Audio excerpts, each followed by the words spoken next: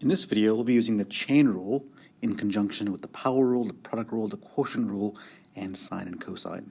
Let's dive in. The chain rule states that the derivative of a composite function f of g of x is the derivative of f at g times the derivative of g. Informally, this is often known as the derivative of the outside part, which is in this case the outer function in red is f, so its derivative is f prime. The derivative of the outside at the inside, notice there's no change there, times the derivative of the inside. The inside part here is g, its derivative is chained onto the end. That's the structure that we see here called the chain rule. First example is this. Find the derivative of 4, the quantity x squared minus 5x plus 2 raised to the 8th power. So the first thing to recognize is the outer function here is 4x, so to speak. This is sort of a big function here. 4x raised to the 8th power. The inside part is naturally the portion on the inside of the parentheses. So this is the g of x portion. So with that in mind, our derivative is going to be this. It's the derivative of the outside. So I would have this 4 as a constant multiple. The derivative of the red part would be 8 times the inside stuff raised to the 7th power. That's just the power rule. The inside stuff is unchanged, so x squared minus 5x plus 2 times the derivative of the inside stuff.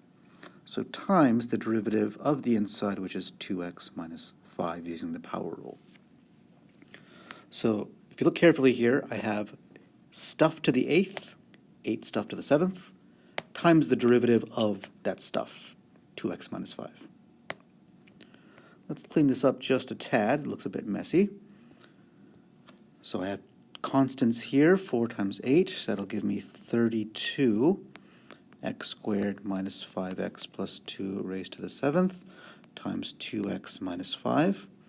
Order of operations says I have to exponentiate first, and I don't want to do that, so I'm just going to multiply these together, giving me 64x minus, I'm not sure what 32 times 5 is at this time of the day when I'm recording this. It's 160. So that's those multiplied together. X squared minus 5x plus 2 raised to the 7th. And as ever, most of that latter work, that makes it harder to see. Thank you, highlighter. Most of that latter work is just some algebra. The actual power rule was, the actual chain rule and the power rule was done right there.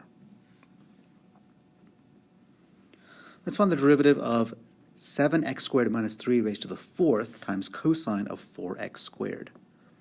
So as I mentioned in class, part of the challenge of calculus is you know all these rules, you might, if you study and if you practice, but even then it's hard because you have to figure out which rule to use when. Now the chain rule should be screaming out to you because of this feature of having a function inside another function, as well as that happening here. But more to the point, the overall structure of this problem, if you look at it from a 10,000-foot view, is you have this math item and this math item, and their interaction is multiplication. So the first part of this problem is actually going to be the product rule.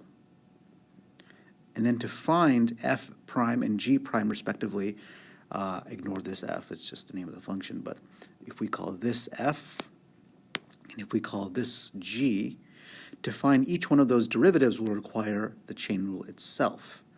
So rather than just dive in and use the product rule, let me go ahead and list out a couple of ingredients to add to that recipe.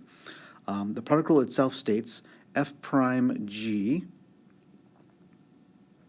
plus fg prime.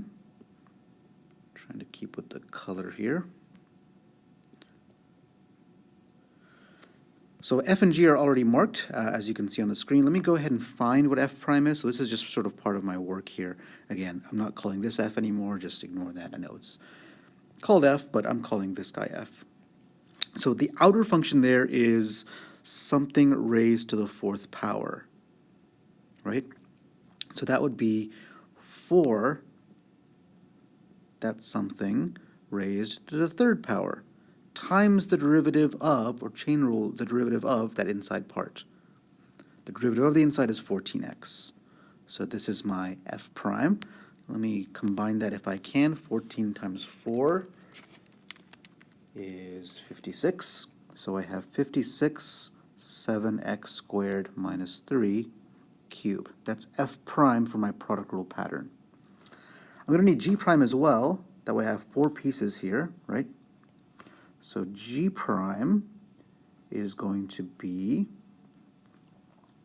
well, the outer function here is cosine of something. The inside part is 4x squared, pretty naturally, so it follows that the outside would be cosine. So the derivative of cosine is negative sine of that inside part times the derivative of that inside part. So notice the inside part does not change. It manifests as a change by chaining on through multiplication its derivative. So there's g prime. So according to the product rule, so this is all sort of preliminary work. So this is just sort of work we've done in preparation. The product rule states f prime g, so that's going to be f prime, which we have here, times the original function g. No calculus has been done here. Plus, so that's f prime g plus f times g prime. So f is the original first half of the problem. And I don't think I'll be able to fit it, but let me try. G prime is this last portion here in green, which says if I combine these a little bit, I have negative and 8x. So that's negative 8x times sine of 4x squared. So sorry, that's barely fitting there. But it's just this guy chained onto the original red function. Can that be cleaned up? Probably. Do I feel like cleaning it up? No. So for now, let's leave it there for the product rule and the chain rule simultaneously. Ugly problem? Ugly answer. C'est la vie. One last example. Here we have a function. The question is, what is its derivative? Hopefully you recognize this will be a quotient rule problem where the numerator is f, the denominator is g. The quotient rule states that the derivative will follow this pattern: f prime g minus f g prime over the original g, the OG if you will, squared. So there's the quotient rule. So let me see if I can shrink that in a economy of space mindset. Okay. Once again, let me list out my ingredients. F is the top, so that's already marked there. Let me go ahead and find f prime. Here it's much easier. It's just negative 2x. That was easy. Painless. No chain rule there. G prime looks like it's going to be a little bit harder. G, let me just list it out first so I can play with it. G is 3, 2x plus 3 to the half power. Now I know it's in the bottom, so you might think, well, isn't it the negative 1/2 power? I mean, yes, in a big picture, but I'm calling G just this bottom portion, so it's in the bottom as to the half power. So there's G. G prime, therefore, will require, let's see, 3 stuff to the half power, right, times the derivative of the inside part, the stuff that I had glossed over there.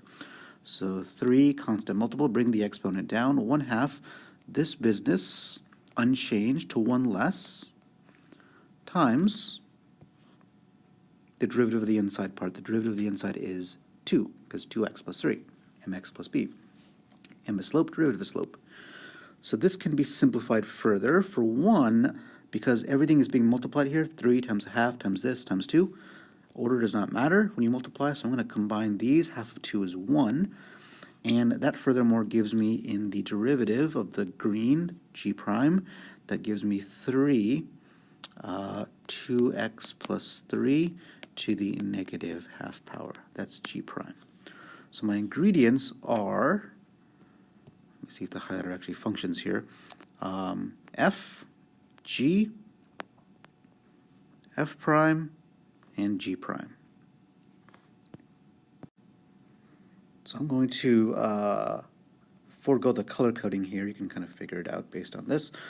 The derivative, using the quotient rule pattern, will be F prime times G of X, which is just this, minus, should probably use parentheses if I'm subtracting, minus F times G prime, which is this guy on the bottom there, the very last highlighted bit. Am I running out of room again? Just barely. Over G squared. So just whatever the original bottom was, squared. Now this can actually be rewritten significantly. For our purposes of this video, this would be sufficient. One way to help rewrite it a bit is if I square both parts of the inside, that'll give me 9 times just 2x plus 3, because the square root and the square cancels. But again, from there, it's not really calculus, it's algebra, and that's often the hardest part about calculus. But here, the harder part perhaps, or a hard part, is listing out your F, F prime, G, G prime for the quotient rule. G prime here itself required a thing called a chain rule. So to summarize, the chain rule is not something you do instead of the power rule, instead of the product rule. It's often done in tandem with these things. So the structure of a problem may require these rules, but in order to figure out how to apply them appropriately, you'll need to sprinkle in a little bit of chain sauce to actually make the recipe work out perfectly.